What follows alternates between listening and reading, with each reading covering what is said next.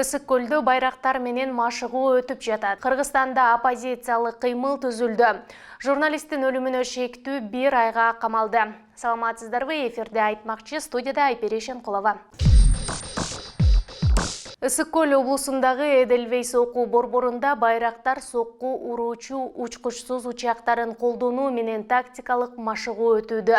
Бул тууралуу президенттин басма сөз кызматы билдирди. Калкан 2022 аттуу атайын тактикалык машыгууга президент Садыр Жапаров катышууда. Машыгуунун негизги максаты мамлекеттик чек ара тилкесинен өтүп келген шарттуу душманды жок кылуу боюнча күч түзүмдөрүнүн иш-аракеттеринин ырааттуулугун иштеп чыгуу деп айтылат маалыматта. Өткөн жылы декабрда улуттук коопсуздук боюнча мамлекеттик комитеттин чек ара кызматына байрактар учкучсуз учуучу аппараттары тапшырылган. Расмий бийлик Кыргызстан 1 жылда аскердик техникасын жаңыртууга жана оңдоого баш аягы $100 миллион бөлгөнүн жарыялаган.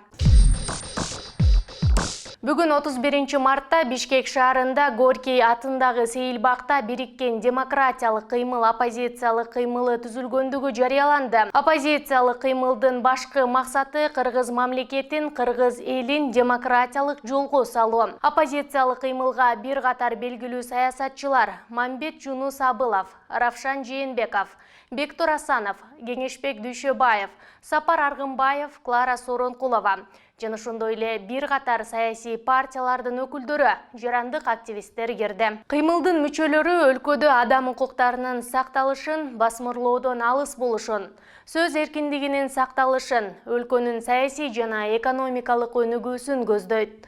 Оппозициялык кыймыл 5 апрелде жыйын уюштурууну көзөмөлдөп жатат.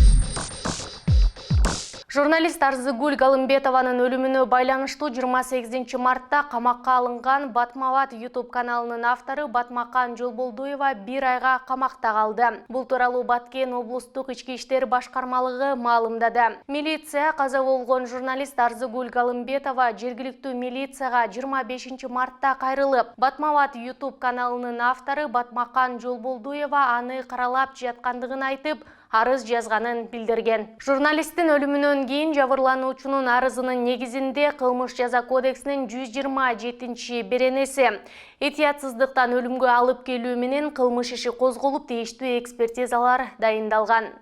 Ушул жана башка жаңылыктарды кененирээк Бизон KGZ сайтыбыздан окуй аласыздар.